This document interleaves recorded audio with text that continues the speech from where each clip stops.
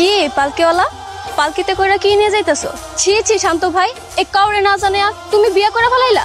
আরে আমি বিয়ে করতে যাবো কেন? তাকির চাচার ছেলে সাইফুল ওর বউ। তাইলে ঠিক আছে, তুমি বিয়ে করলে তো আমারই করবা। তোমারে করতে যাবো কেন?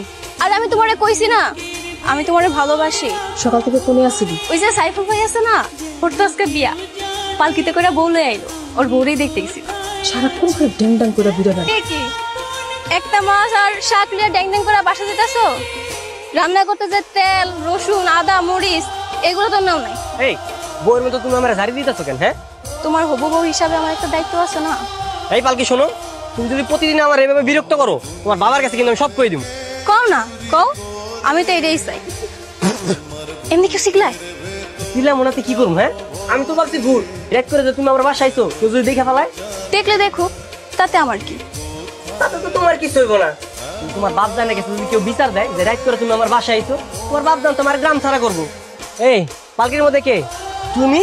তোমার আমি কতবার করে না করছি যে যুবতী মাইয়ারা বিয়ার আগে পালকি উঠলে পালকি অভিশাপ দেয়। পালকি অভিশাপ দিলে এমন কি হইব?